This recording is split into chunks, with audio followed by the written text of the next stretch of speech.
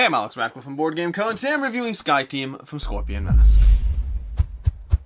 Sky Team is a two-player cooperative experience in which players are going to try to work together to land a plane across a variety of increasingly difficult scenarios. I'm going to walk through the basic gameplay of the first scenario, then show you what the various modules add, and then get into the review of the game. Now, players are going to go ahead and roll their dice behind their screens in this game. So you're going to have the board over here, you're trying to land the plane, we'll talk about all the things in the way, we're going to go ahead and roll the dice behind the screen. For the sake of this conversation, I'm going to remove the screen so you can see the dice as we go through things. It's also worth noting that as a two-player cooperative experience in which I should not see the dice, this is not going to be a full simulation of the game. But we're going to start off in the first round. The captain is going to go first. We have the captain and the co-pilot over here. The captain is going to go ahead and go first, and they're going to have their dice, and they're trying to do a variety of different things. Now, the ultimate goal is to, well, open up all these flaps, open up the brakes, open up the flaps, to be able to increase the brakes so you can land smoothly. You're basically trying to land, but you have to also clear the various planes out of the way, which are these guys over here. To that end, I think we're going to go ahead and start with a 5 down over here. The pilot's going to radio ahead, and we're going to immediately 1, 2, 3, 4, 5, move that plane, that was terrible, move that plane out of the way so we can go ahead and have one less plane to deal with. That plane's been rated out of the way. We're going to go ahead and mimic that on this side. We have 2 spots on this side, only one on that. We'll go 1, 2, 3, 4, 5, 6, moving one of these planes out of the way. We're doing great. From there, I'm going to go ahead and put down a 4 over here because I figure a 4 is a nice round number, and these spots over here are mandatory. You only have 4 dice each round, and you have to place a die in each of those locations, or you lose. So try to place the die in each of those locations.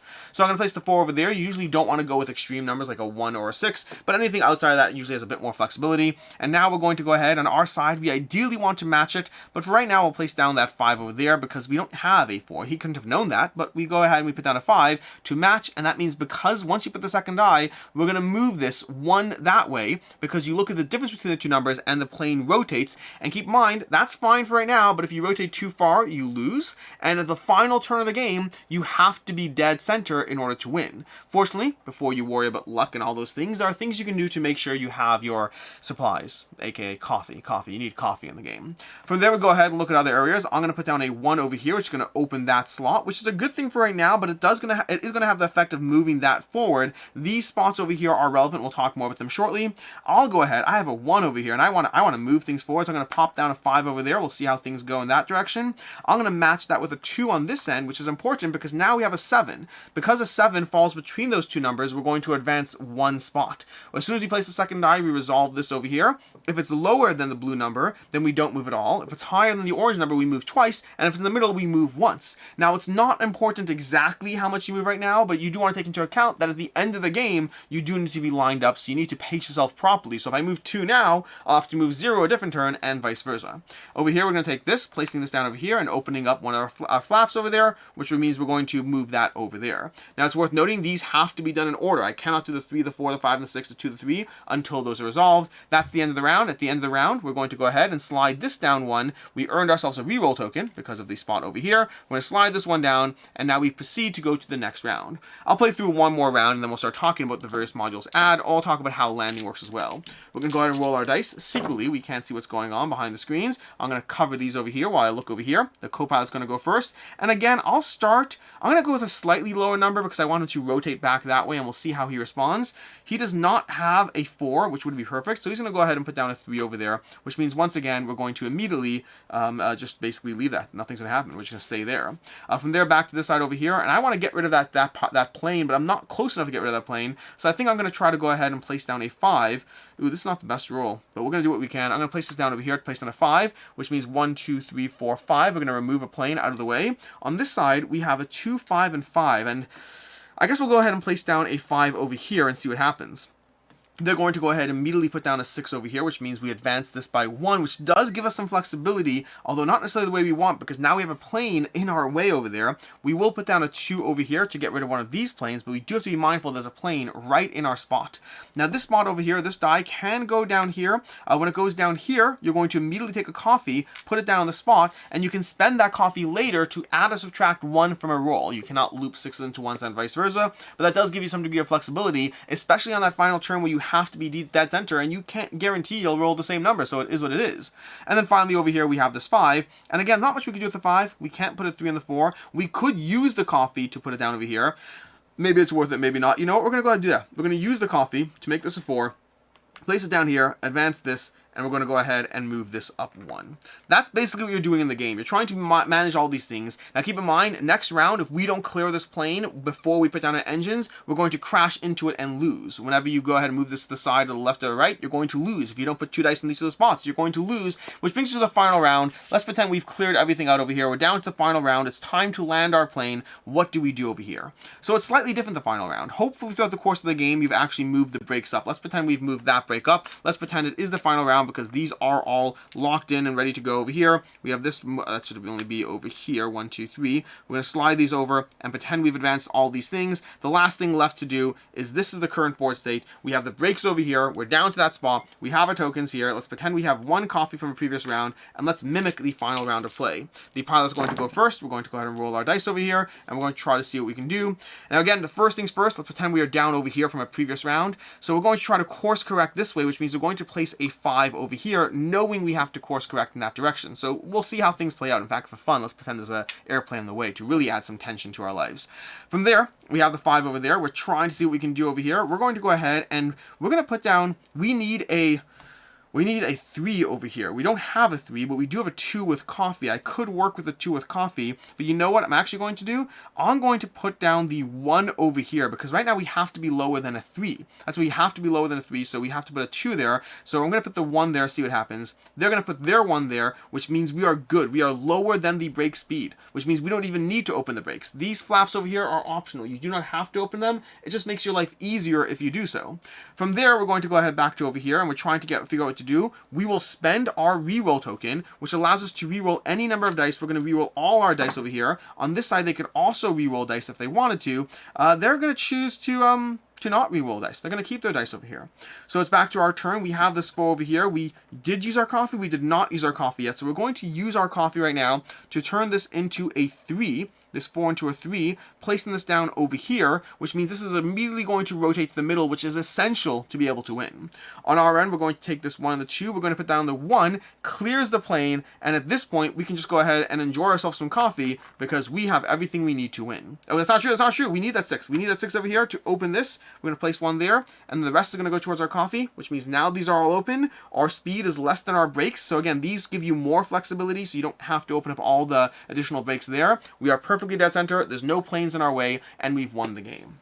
Well, at least so you think. You've won the intro scenario. From here is where the game mixes things up with a ton of different modules and a whole bunch of different airports that varieties of complexities over here. You're going to have the easy, medium, hard, and absolute hardest over here that are all going to give you a challenge. Easy is great for learning the game. Medium's great for just feeling a little bit challenged. Hard is where you're going to start losing a lot if you're not careful. And these killer black ones over here, I've yet to win those personally, so I'm sure it's doable. I haven't won one yet.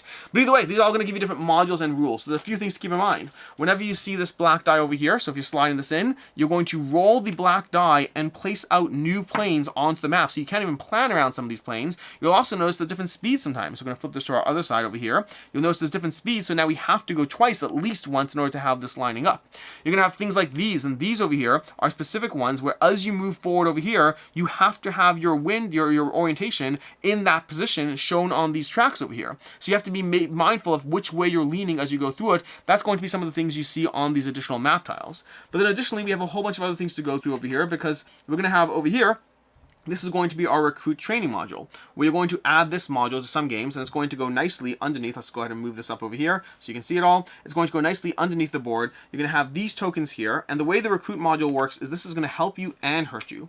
The way it's going to help you is you can place one of your dice down here to take a 5, and this effectively counts as a 5, and you can use it somewhere else. So it gives you flexibility. And the orange is going to approach it from this side, blue is going to approach it from that side. The way it hurts you is if you don't use all of these by the time you end the game, you have not fully trained your recruits, and sure enough, you're going to lose the game. Then we're going to have our wind speed module over here. This by far is the most brutal.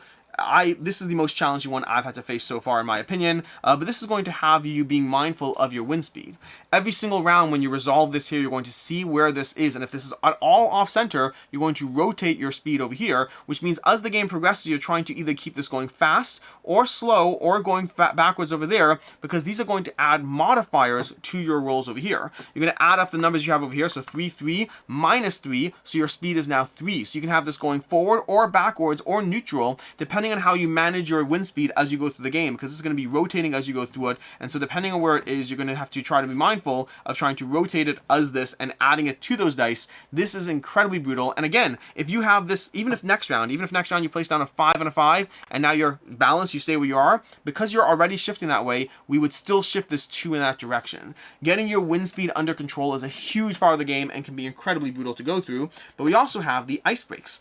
Ice brakes are going to overlay your braking system in the game, and they're going to go over here, and now you have to go ahead and advance this all the way to the end. No longer can you go to whatever speed you need, you have to move it all the way to the end, and that means plenty more spots to allocate dice to, because you have to put matching sets of dice. So if you thought putting 3 dice across the course of the game versus 8 dice that have to be locked in and have to match, that is particularly more brutal. But then we also have our fuel module. Our fuel module goes up to the side, and you're going to start with 20 fuel. The problem is every single round you lose 6 fuel, and if you run out of fuel, you die.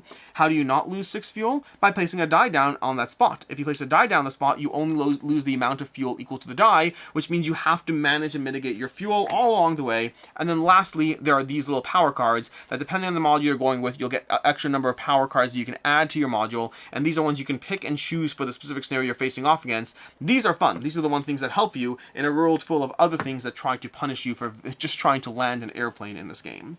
That is basically how you play SkyTeam. SkyTeam is a basic cooperative game, rolling dice and assigning them with a limited communication in order to successfully land your plane and deal with the hazards in front of you. Has a variety of modules to add to the experience, to mix up your things, from more difficult airports to 4 different modules that get added to your gameplay. We have not talked about the there's one more fuel module where you put a token on top of it, slightly changes the way you approach it, but there's going to be basically, I think, 5 or 6 modules you have to the game. And with that, let's talk about our review, starting off with, well, this is a 2-player game. The rules are fairly simple. The modules add on to it, and you're going to have to iterate across them, but overall it's an easy game to pick up and play.